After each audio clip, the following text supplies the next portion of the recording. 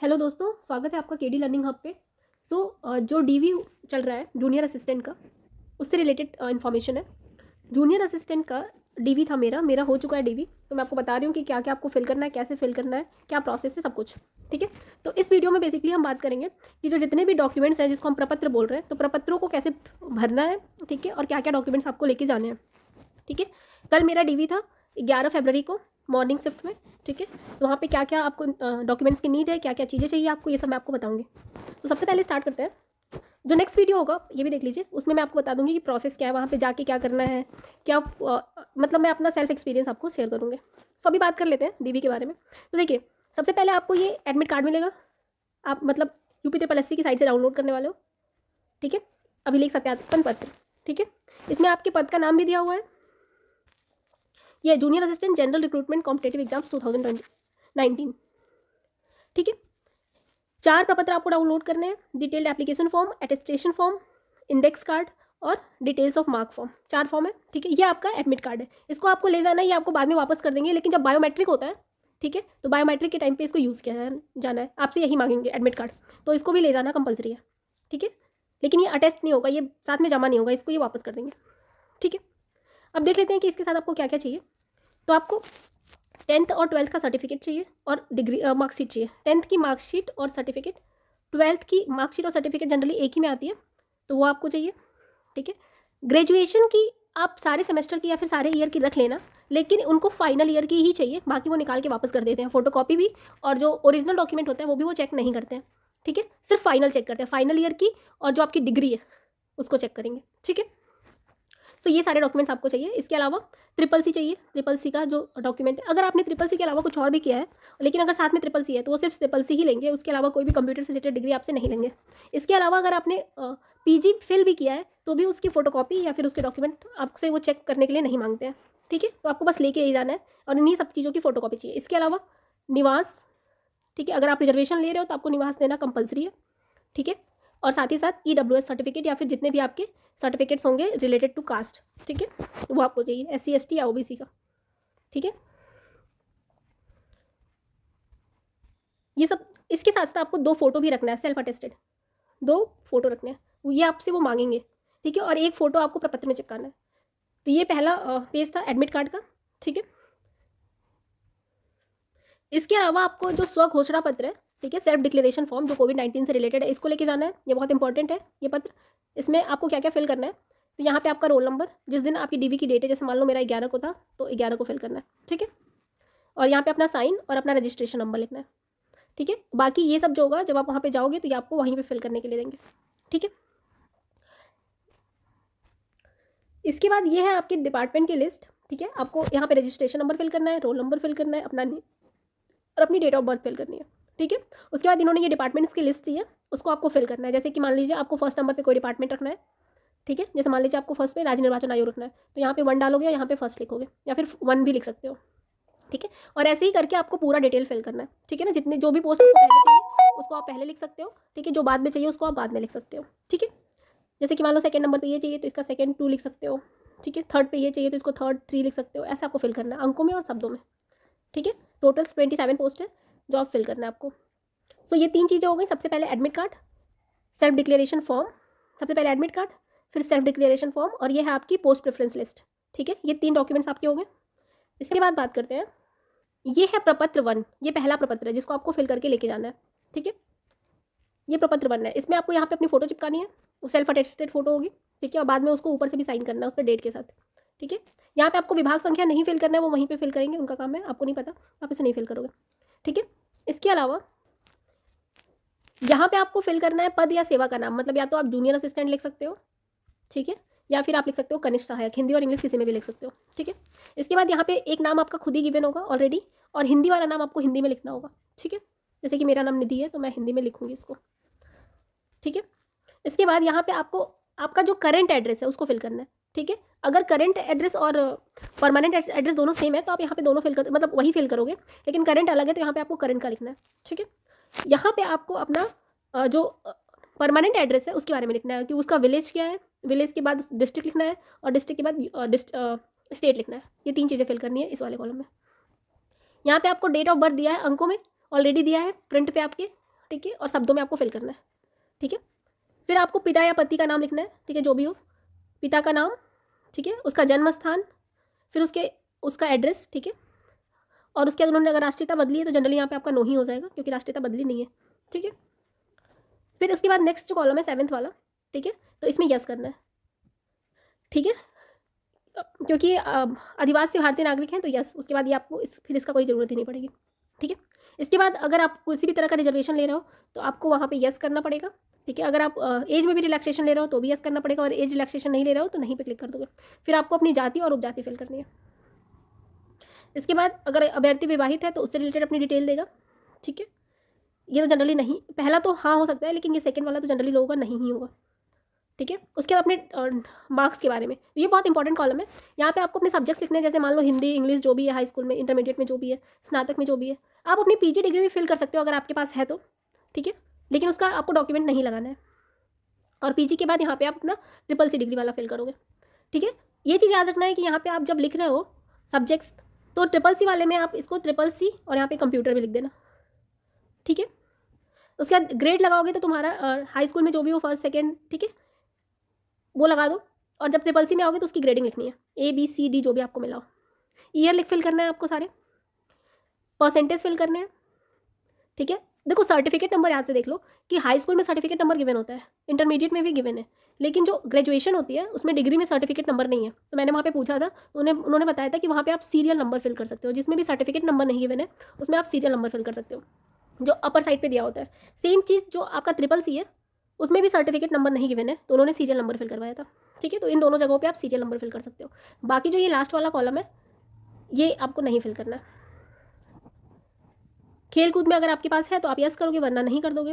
और अगर आपके पास है तो आपको उसका प्रमाण पत्र सर्टिफिकेट भी देना पड़ेगा। अगर आप कहीं पे जॉब में हो, ठीक है, तो उसके बारे में पूरी चीज़ें लगानी पड़ेगी, और नहीं है तो सिर्फ नो लिख दो, ठीक है। इसके बाद अनिवार्य साक्ष जो आपकी अर्हता थी वो 2 चीज़ें थी, एक तो 12th होनी चाहिए आपके पास, और दूसरा होना चाहिए CCC। तो 12th का प्रमाण पत्र और CCC का अगेन आपके पास प्रमाण पत्र नहीं होगा, ठीक है, तो आपको सीरियल नंबर लिखना है। अधिमानी में आपको अगर NCC का सर्टिफिकेट है तो NCC की सर्टिफिकेट नंबर लिखोगे, ठीक है। और अगर 2 साल का जो सेवा वाला था वो अगर है तो लिखोगे, वरना इसको आप छोड़ सकते हो ऐसे ही खाली। मैंने ऐसे ही खाली छोड़ा हुआ था, ठीक है। अगर टेरिटोरियल वाला हाँ है तो लिखोगे, वरना नहीं करना है। इसको भी अगर हाँ है तो लिखोगे, वरना नहीं करना है। इसको भी आपको नहीं ही करना है। बैंक ट्रांजेक्शन आईडी अगर आपके पास फॉर्म है तो उसमें आपको मिल जाएगा, और अगर नहीं है तो आप छोड़ सकते हो। इसके बारे में कुछ भी उन्होंने पूछा नहीं था। मेरे पास था फॉर्म तो मैंने फिल कर दिया था, लेकिन अगर नहीं है, बाकी बहुत लोगों के पास नहीं था तो उन्होंने कुछ बोला नहीं था, ठीक है। बाकी आपका घोषणा पत्र है, इसमें आपका नाम, ठीक है, यहाँ पे आपका साइन, यहाँ पे आपका पूरा नाम, यहाँ पे आपका एड्रेस, यहाँ पे डेट लिखनी है जिस दिन आपकी डीवी थी, डीवी होगी मतलब, और आपका स्थान में लखनऊ लिखना है। सो ये आप प्रपत्र 1। अब ऐसे ही प्रपत्र 2, 3 और 4 भी देख लेते हैं। ये प्रपत्र 2 है, जिसको हम बेसिकली प्रमाणीकरण प्रपत्र या फिर अटेस्टेशन फॉर्म बोलते हैं, ठीक है। इसमें बेसिकली आपका रजिस्ट्रेशन नंबर, रोल नंबर और नाम फिल्ड है। आपको करना क्या है, आपको अपने फादर का नाम फिल करना है, ठीक है, उनका पूरा सरनेम के साथ, ठीक है। ज़्यादा नहीं ट्राई कीजिएगा, जितने भी फॉर्म है आप कैपिटल लेटर में भरिए या फिर हिंदी में भर लीजिए।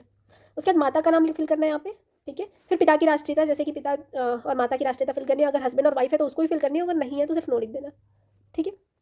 इसके बाद जन्म स्थान के बारे में लिखना है, अगर पति या पत्नी है तो, वरना नहीं लिखना है।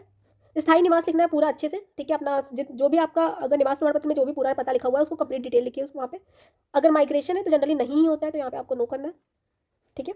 वर्तमान पत्र, अगर मान लीजिए आपका जो करंट एड्रेस है वो डिफरेंट है, तो वहाँ पे यहाँ पे आप अपना करंट एड्रेस लिखेंगे, ठीक है। आपका जो आयु है और जन्म की तारीख, आयु आपको लिखना है, जैसे मान लीजिए आप 26 साल के हैं तो 26 ईयर लिख दिया आपने। जन्म डेट ऑफ बर्थ आपको दिया होगा, तो जो डेट ऑफ बर्थ आपको नंबर में दिया होगा, अंकों में, शब्दों में आपको यहाँ पे लिखना है। इसके बाद कौन से कॉलेज में आप थे, इसको लेके लोग बहुत कंफ्यूज थे। मैं आपको बताती हूँ इसको कैसे फिल करना है। जैसे कि मान लो आपने 10th किया है, 12th किया और ग्रेजुएशन किया है, ठीक है।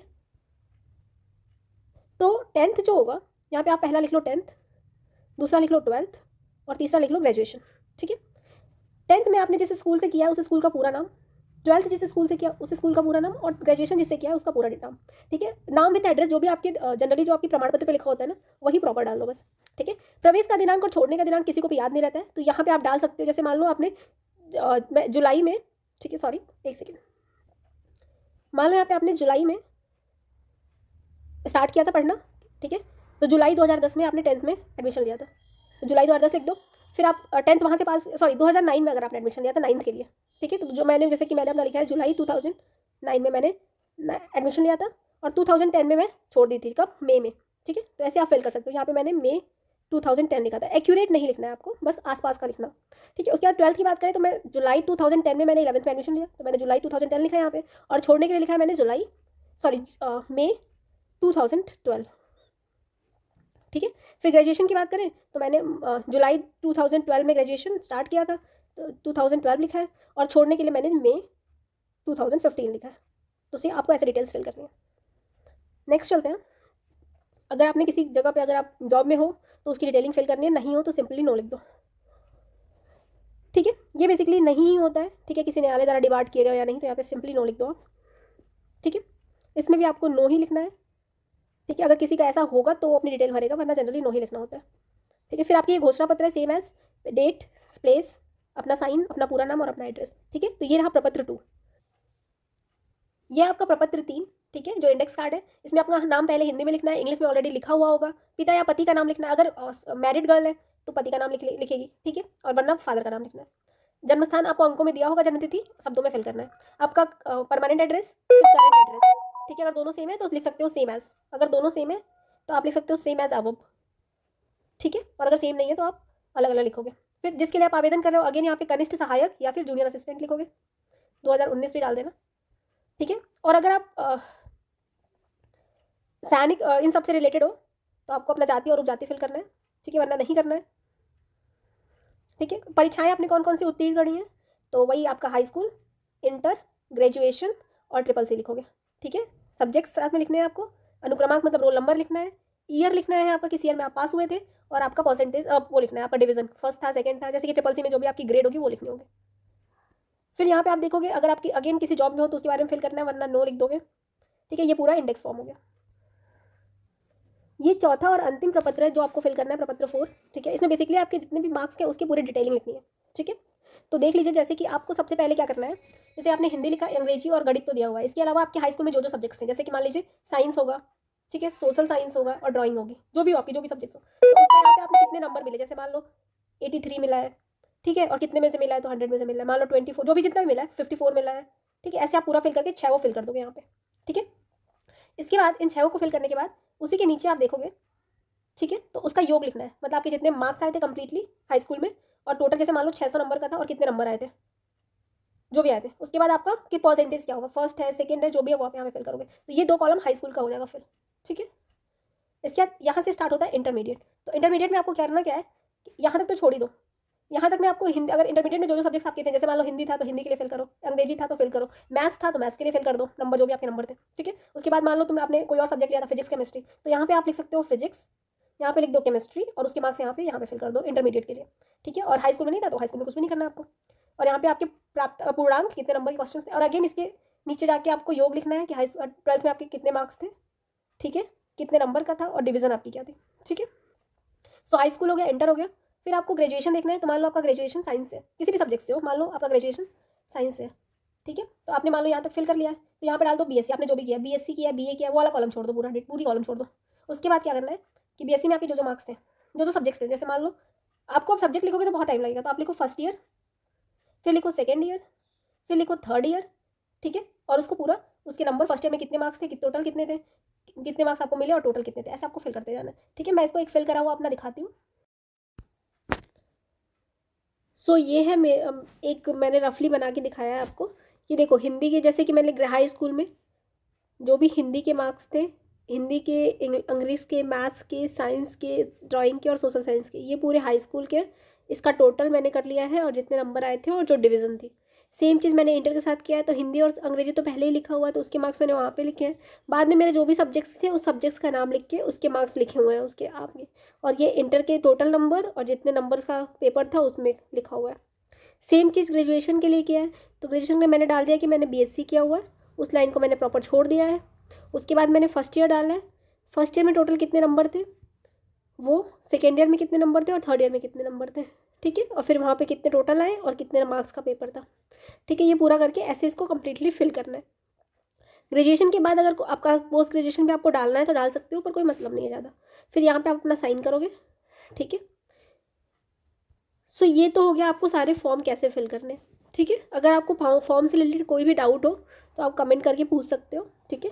जो नेक्स्ट वीडियो होगा उसमें मैं अपना एक्सपीरियंस बताऊंगी कि क्या क्या आपके साथ होना चाहिए, ठीक है। मैंने ऑलरेडी आपको ये बता दिया है कि आपको क्या क्या लेके जाना है। इसके अलावा ये सारे प्रपत्र जाएंगे, टोटल 7 प्रपत्र है, ठीक है। एक सेल्फ डिक्लेरेशन है, ठीक है, एक एडमिट कार्ड है, ठीक है, एक पोस्ट प्रेफरेंस है, और इसके अलावा 4 प्रपत्र है। प्रपत्र 1, ठीक है, प्रपत्र 1, 2, 3 और 4, ये टोटल 7 चीज़ें हैं जो आपको लेके जानी है, ठीक है।